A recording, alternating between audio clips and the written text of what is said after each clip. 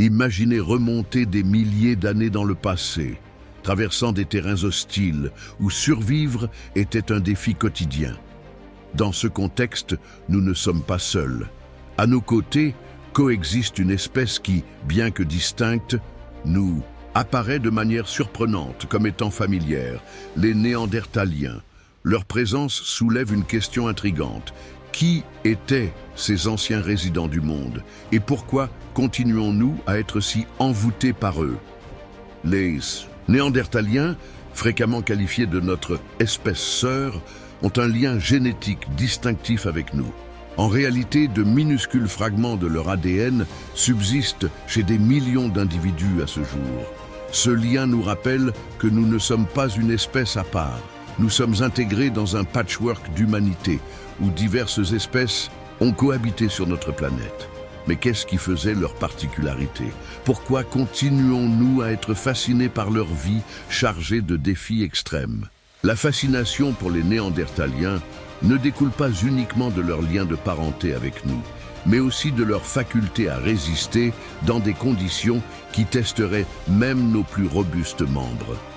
Ils faisaient partie d'une espèce qui a dû se confronter à des glaciers intransigeants, à des créatures de taille imposante et à un univers où le moindre faux pas pouvait leur coûter la vie. Et néanmoins, ils ont prospéré, laissant une marque temporelle que nous tentons encore de déchiffrer. Son héritage est aussi intimement lié à notre identité contemporaine, malgré la perception de certains qui les considèrent comme des personnages archaïques. Des recherches récentes démontrent que les Néandertaliens possédaient une grande sophistication, avec des aptitudes qui peuvent faire concurrence aux nôtres. L'histoire qu'ils racontent n'est pas uniquement celle d'une espèce disparue, mais aussi celle de survivants remarquables dont l'héritage perdure dans notre propre ADN. Cette passion nous encourage à se pencher sur notre passé, aux origines de notre humanité. En les étudiant, nous ne découvrons pas seulement leur identité passée, mais également beaucoup plus sur nous-mêmes, nos compétences et nos limites. Pour saisir pleinement le contexte des Néandertaliens, il est nécessaire de les placer dans l'immense chronologie de l'évolution humaine. Il y a approximativement 400 000 ans, au sein des paysages gelés de l'Eurasie, une espèce possédant des adaptations distinctives vit le jour, fruit de millions d'années d'évolution. Cependant, ils n'étaient pas les seuls habitants de la planète à cette période. Les Homo sapiens et les Denisoviens partageaient également le monde. Comment les Néandertaliens s'inséraient-ils dans ce casse-tête? Tandis que les Homo sapiens ont acquis une morphologie plus délicate et une capacité d'adaptation sans pareille, les Néandertaliens se sont adaptés pour régner sur un environnement impitoyable. Ils possèdent une structure solide et des caractéristiques anatomiques qui témoignent d'une existence axée sur la résistance à des conditions extrêmes. Toutefois, ils n'étaient pas des brutes au sens propre du terme. Leur aptitude à créer des instruments sophistiqués et leur structure sociale suggèrent qu'ils avaient davantage de points communs avec nous que ce que nous avions envisagé. Les trouvailles sur les sites archéologiques ont mis en évidence des instants où les trajectoires des trois espèces se sont rencontrées. Les données génétiques révèlent un récit de croisement.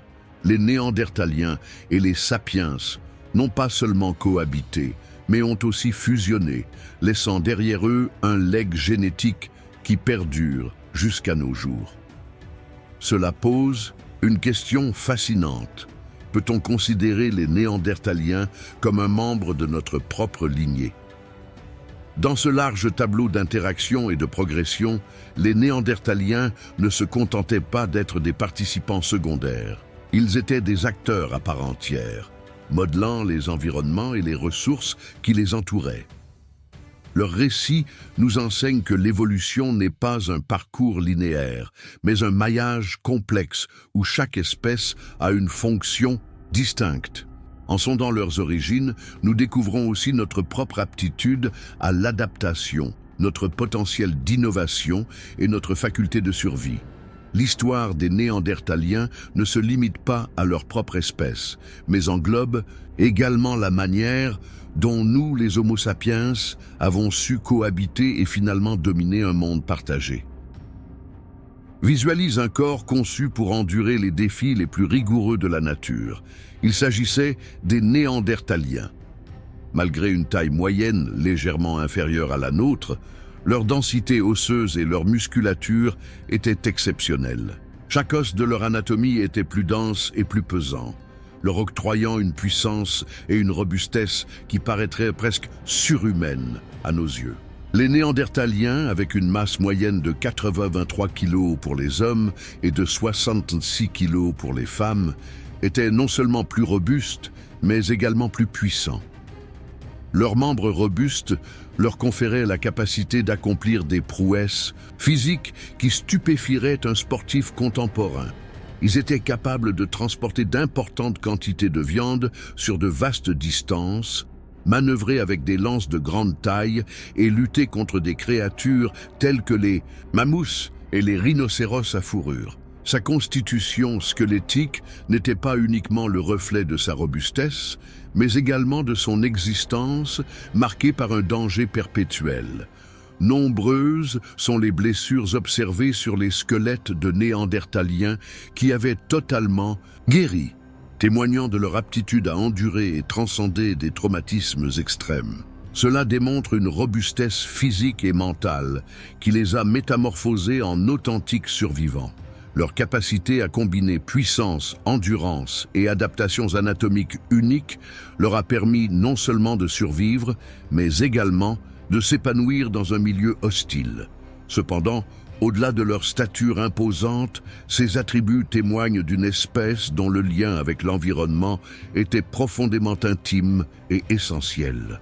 L'étude de l'anatomie néandertalienne nous pousse à repenser ce que signifie être humain.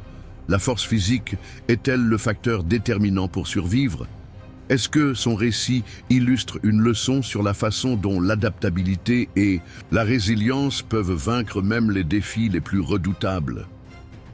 Lorsque nous pensons aux Néandertaliens, nous tendons souvent à les visualiser comme des êtres primitifs. Pourtant, cette représentation est très éloignée de la vérité.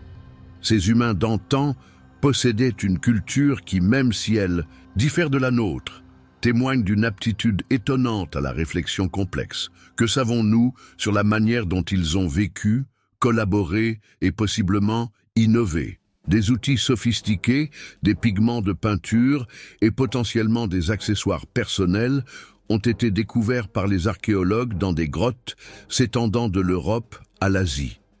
Il semblerait que les Néandertaliens possédaient une certaine compréhension de l'art, même si elle était rudimentaire, comme le laissent penser certains de ces objets. Est-il possible qu'ils se servaient aussi de ces peintures pour communiquer ou consigner des événements majeurs? Il semblerait également que les Néandertaliens aient prodigué des soins bienveillants à leurs semblables. Dans une situation captivante, on a trouvé le squelette d'une personne qui, à cause de blessures sévères l'ayant empêché de chasser ou même de se mouvoir. Néanmoins, il a perduré pendant de nombreuses années grâce au soutien de sa communauté. Cela indique que leur mode de vie intégrait intrinsèquement la collaboration et l'assistance réciproque. Une autre trouvaille fascinante pourrait être l'emploi potentiel de rites funéraires. Même s'il n'existe pas de preuves irréfutables, quelques tombes néandertaliennes présentent des indices d'intentionnalité, tels que des dépouilles disposées dans des positions particulières ou accompagnées d'instruments.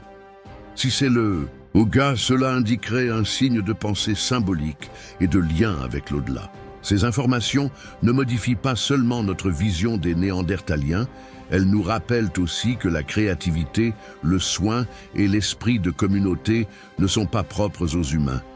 Ce sont des attributs que nous avons en commun avec une espèce qui, malgré son extinction, demeure une source d'inspiration pour nous. L'univers dans lequel évoluaient les Néandertaliens n'était pas destiné aux personnes fragiles, des mammouths à fourrure aux rhinocéros à pelage. Ils étaient confrontés à des créatures qui leur apparaissaient comme des géants en comparaison. Pour perdurer, ils ont élaboré des aptitudes et des tactiques de chasse qui les positionnent parmi les prédateurs les plus performants de leur ère. La lance était l'un des instruments les plus emblématiques utilisés par les Néandertaliens. Ces armes n'étaient pas uniquement performantes, elles exigeaient aussi une précision et une puissance exceptionnelles pour être maniées. Imaginez-les en confrontation avec un mammouth, maniant ses armes d'une force qui ne peut découler que d'un corps taillé pour la puissance brute. Cependant, ce n'étaient pas uniquement les animaux qui constituaient un danger. Les Néandertaliens ont été contraints de s'adapter face à des conditions météorologiques sévères, marquées par des hivers rigoureux et une carence alimentaire. Leur alimentation, qui comporte 70% de viande, leur apportait l'énergie indispensable pour endurer ces défis. En outre, leur corps était adapté pour emmagasiner la chaleur et résister à des températures négatives. Toutefois, la chasse ne se limitait pas à un simple effort physique. Elle exigeait aussi une collaboration. Il est probable que les Néandertaliens faisaient la chasse en bande, mettant en œuvre des tactiques pour surprendre leur proie. Cela témoigne non seulement d'intelligence, mais également d'un fort esprit de collaboration. Son rapport à l'environnement se caractérisait par un mixte de domination et de respect. Chaque traque, chaque défi représentait un test de sa faculté à se mouler et perdurer dans un univers où chaque jour pouvait constituer le dernier. Le corps des Néandertaliens était une machine conçue pour résister aux coups les plus rudes que la nature pouvait infliger. Cependant, ce n'était pas seulement une question de force. Leur anatomie leur conférait également une résistance extraordinaire, capable de résister à des blessures qui auraient été mortelles pour toutes les autres espèces. Des signes de traumatisme graves qui se sont entièrement rétablis ont été découverts dans de nombreux squelettes de Néandertaliens. Cela englobe des fractures osseuses, des amputations et des traumatismes crâniens. Comment parvenaient-ils à survivre à ces blessures? Quelques-uns pensent que leur force physique, alliée à une attention réciproque au sein de leur communauté, était la clé. Un exemple marquant est celui d'un Néandertalien qui, ayant perdu un bras, étant partiellement aveugle et ayant subi plusieurs fractures au fil de son existence. Néanmoins, il a atteint un âge respectable pour son époque, ce qui indique que son groupe ne l'a pas abandonné. Cette attention nous révèle une facette des Néandertaliens que nous avons souvent tendance à négliger. Leur aptitude à l'empathie et à défendre les leurs. En outre, leur peau, leurs cheveux et leurs ongles étaient adaptés pour faire face au froid et aux impacts. Leurs articulations étaient également plus grandes et souples, leur offrant la capacité de réaliser des mouvements qui nous seraient impossibles.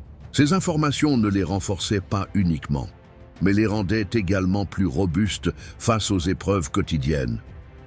Malgré les périls qui ont jalonné son existence, elle était armée physiquement et mentalement pour les défier, laissant derrière elle un legs de puissance et de résilience qui ne cesse de nous captiver. Un des éléments les plus étonnants concernant les Néandertaliens était la dimension de leur cerveau. En moyenne, leur volume crânien était approximativement de 1600 cm3, ce qui est considérablement plus important que celui des hommes modernes. Cela pourrait nous donner l'impression qu'ils étaient intellectuellement supérieurs, mais la grandeur ne fait pas tout. La structure du cerveau des Néandertaliens était différente. Des régions précises, telles que les lobes occipitaux et les zones associées à la vision et à l'odorat, étaient remarquablement plus développés. Cela indique qu'ils avaient une grande expertise dans la perception et l'interprétation de leur environnement proche, essentiel pour survivre dans un univers truffé de risques. Leurs yeux, plus grands de 15% par rapport aux nôtres, leur offraient une vue remarquable, même dans des situations d'éclairage réduit. Toutefois, cette spécialisation impliquait un prix à payer. Malgré leur remarquable perspicacité, il est plausible que leur aptitude à planifier sur le long terme ou à innover ne fut pas aussi développée que celle des Homo sapiens. Néanmoins, leur intelligence les a dotés de la capacité de créer des outils sophistiqués, d'organiser des chasses en groupe et peut-être même d'établir une communication élémentaire. Son cerveau n'était pas simplement un instrument de réflexion, mais également une preuve de son adaptation. Dans un contexte où l'observation et la réaction rapide pouvaient déterminer la survie ou la mort, les Néandertaliens étaient idéalement adaptés pour s'épanouir. Les Néandertaliens étaient de véritables carnivores à l'extrême. Leur régime alimentaire se composait de plus de 70% de viande, les catégorisant ainsi comme hypercarnivores. Cette dépendance à la consommation de viande représentait une adaptation indispensable pour survivre dans des environnements où les hivers duraient longtemps et les ressources végétales étaient limitées. Pour la chasse à des animaux de grande taille tels que les mammouths, les bisons et les rhinocéros, les nœuds, ils requéraient non seulement de la force, mais également des instruments et des tactiques sophistiquées. Leurs projectiles, conçus pour des attaques à courte portée, témoignent du fait qu'ils se retrouvaient en confrontation directe avec ces immenses êtres, un danger colossal que seule une personne possédant leurs aptitudes physiques pouvait supporter. Cependant, leur alimentation ne se restreignait pas uniquement à la viande. Des recherches isotopiques ont démontré qu'ils comprenaient également des légumes, même si c'était en moindre quantité. En outre, l'usure visible sur leurs dents laisse supposer qu'ils se servaient de leur bouche comme d'un instrument complémentaire, tenant des objets tout en œuvrant de leurs mains. Cette reliance sur la consommation de viande a non seulement modelé leur biologie, mais également leur style de vie. Pour leur survie, ils étaient contraints d'ingérer entre 4500 et 6700 calories quotidiennement, un volume ahurissant. Cela les a métamorphosés en prédateurs impitoyables, tout en faisant d'eux une espèce parfaitement intégrée à leur écosystème. Le mystère de l'extinction des Néandertaliens, il y a approximativement 40 000 ans, persiste. On compte de nombreuses théories, mais aucune réponse concrète. S'agissait-il d'une compétition avec Homo sapiens, ou peut-être des modifications climatiques qui ont affecté leurs écosystèmes et leurs ressources? Il est probable que l'interaction avec Homo sapiens ait eu une importance significative. Les hommes modernes ont introduit des technologies plus sophistiquées et une meilleure capacité d'adaptation. Par ailleurs, des éléments témoignent d'un croisement entre ces deux espèces, ce qui a pu contribuer à l'effritement de la population néandertalienne jusqu'à son extinction. Le changement climatique a aussi joué un rôle déterminant.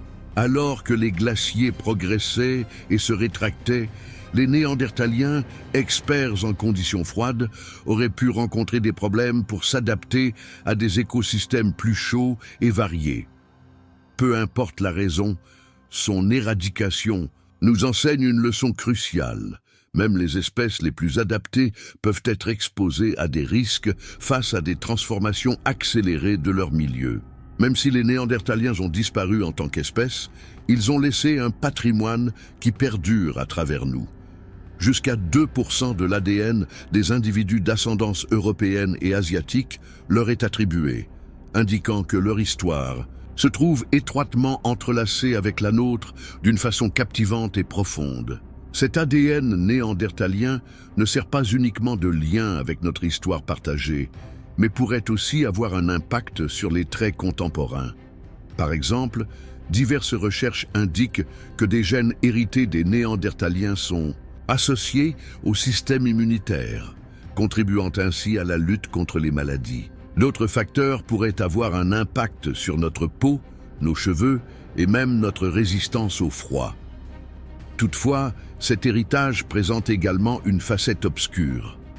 Des risques accrus de maladies telles que le diabète et la dépression sont associés à certaines variantes génétiques en lien avec les Néandertaliens. Cela démontre que leur impact sur nous représente simultanément un atout et un challenge.